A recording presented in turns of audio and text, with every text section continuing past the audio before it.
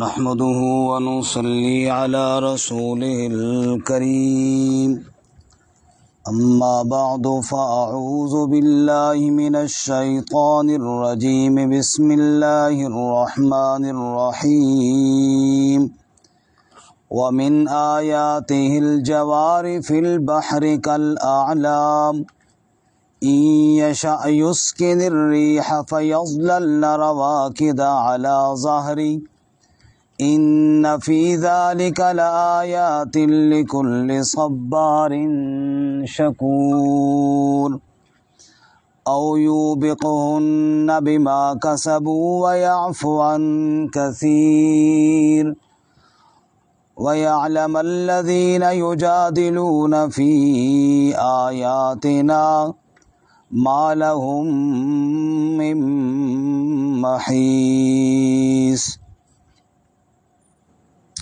ومن آیاته الجوار فی البحر کالأعلام، اور اس کی نشانیوں میں سے کشتیاں جو چلتی ہیں دریا میں پہاڑوں کی طرح۔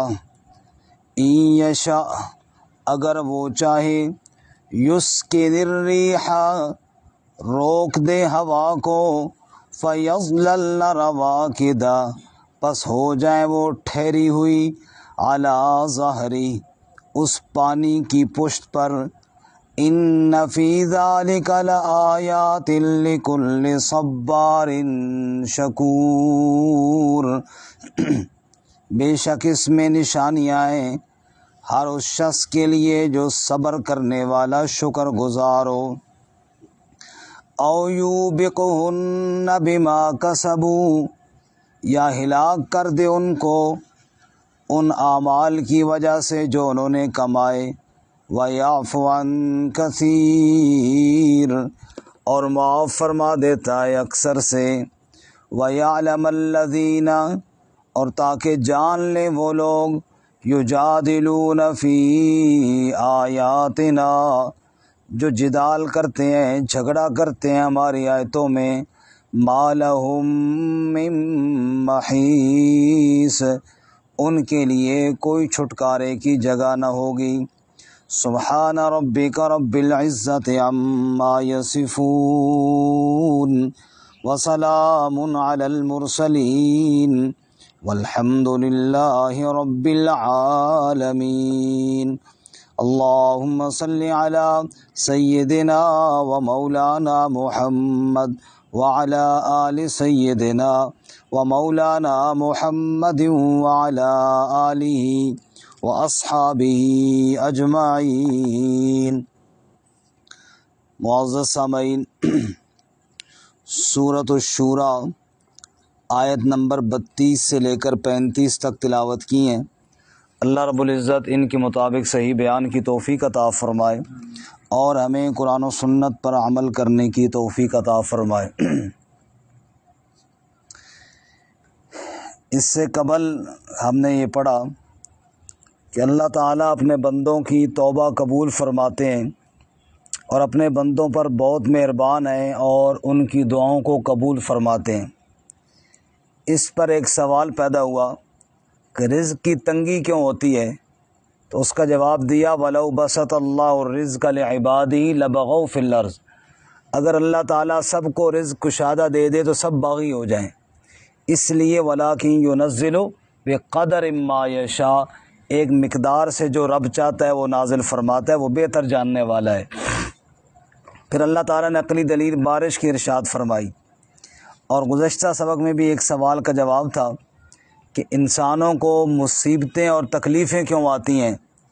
جواب دیا، بعض تو ان کے گناہوں کی اور اعمالیوں کی وجہ سے آتی ہیں، اور بعض اللہ یوں ہی معاف فرما دیتے ہیں۔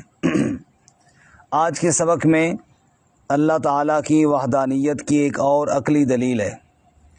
عقلی دلیل یہ ہے کہ اللہ تعالیٰ نے پانی کی پشت پر بڑے بڑے بحری جہاز اور بحری کشتیاں، ان کو اللہ تعالیٰ نے کھڑا کر دیا ہے، ان کو تیرا دیا ہے، اور انسان خود بھی اپنے بچوں کو بھی لے کر نیچے پانی کی موجیں ہیں اور تھوڑا انسان نیچے ہو تو انسان کی موت ہے، لیکن اوپر بڑے مزے کے ساتھ لطف اندوز ہو کر تیر رہا ہوتا ہے، تو یہ سب کس کی قدرت کی نشانی ہے؟ اللہ کی۔ ارشاد فرماتے ہیں جی وَمِنْ آیَاتِهِ، اور اللہ کی نشانیوں میں سے آیت نشانی، الجوار فی البحر کالآلام، جوار کا معنی کشتیاں، بحری بیڑے، جہاز، چلنے والی، فی البحر دریا میں، کالآلام پہاڑوں کی طرح۔ اصل میں آلام علم سے ہے، علم کہتے ہیں نشانی کو، جھنڈے کو بھی اسی لیے علم کہتے ہیں کہ جھنڈا نشانی ہوتا ہے، مثلا کسی ملک کی نشانی ہے، کسی پارٹی یا جماعت کی نشانی ہے۔ ایسے ہی پہاڑ یا بڑی جتنی بھی چیزیں ہیں یہ اللہ کی قدرت کی نشانیاں ہیں، اس لیے جہان کو عالم کہتے ہیں۔ الحمدللہ رب العالمین، عالمین کا رب ہے اللہ تعالی، یعنی عالم ساری کائنات اللہ کی قدرت کی نشانی ہے۔ وفی کل شیء لہ آیۃ تدل علی انہ واحد، ہر چیز میں یہ نشانی ہے کہ وہ وحدہ لا شریک ہے۔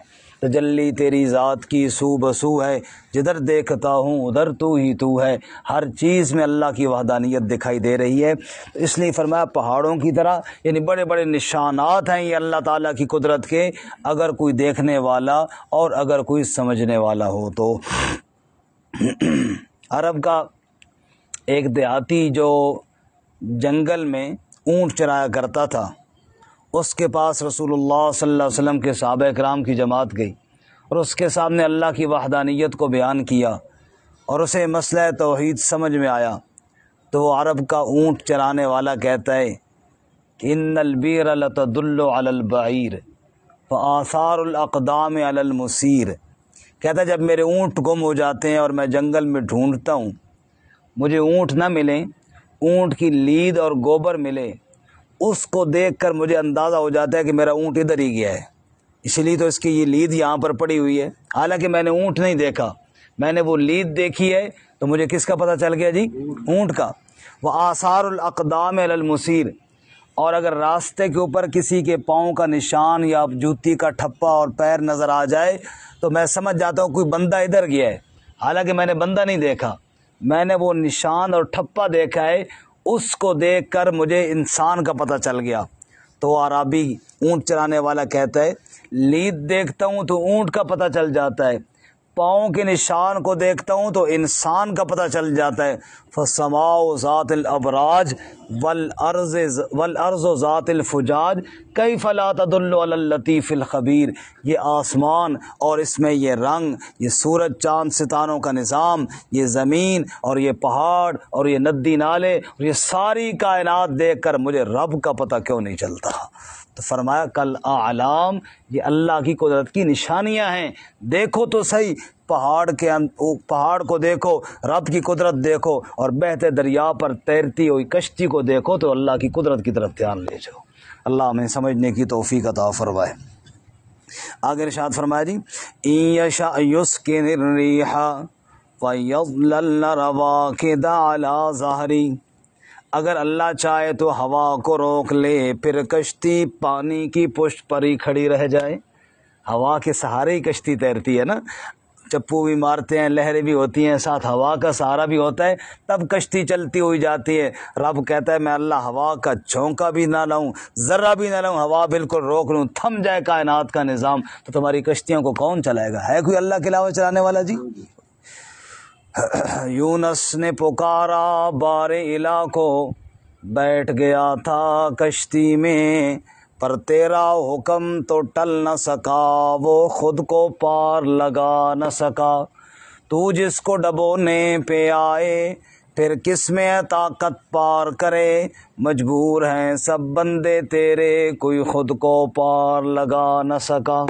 رب فرماتے میں روک لوں، کوئی کشتی کو پار لگانے والا نہیں ہے جی۔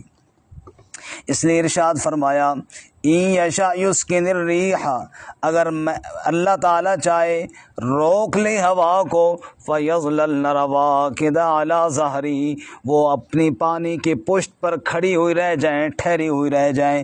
ان فی ذالک لآیات لکل صبار شکور، بے شک اس میں نشانیاں ہیں صبر کرنے والے، شکر گزار کے لیے، جو صبر و شکر کرتے ہیں، بہتے دریاؤں کو، تیرتی کشتیوں کو دیکھ کر بھی اللہ کی قدرت کی دلیل سمجھ لیتے ہیں۔ او یوبقہن بما کسبوا، یا اللہ ان کو ہلاک کر دے ان بدعمالیوں کی وجہ سے جو انہوں نے کی ہیں۔ بدعمالیاں کرنے والے، کفر و شرک کرنے والے، ظلم و ستم کرنے والے، کشتی کے اوپر بیٹھ کر دریا پر تیر رہے ہیں، اللہ لہریں اور موجیں تیز کر دے، ہوا کے جھونکے تیز کر دے اور کشتی ادھر ہی غرق ہو جائے، اللہ کر سکتا ہے کہ نہیں کر سکتا؟ اس لیے آگے فرماتے ہیں وَيَعْفُ عَنْ كَثِيرٍ، اور اکثر اللہ معاف فرما دیتا ہے۔ اب آپ غور فرمائیں جی ان دو آیتوں پر، تو اللہ تعالیٰ نے ہوا کی 3 حالتوں کو بیان کیا۔ پہلی حالت یسکن الریح، ہوا کو روک دیا جائے، بالکل ہوا چلے ہی نہیں تو کشتی بھی جام ہو جائے۔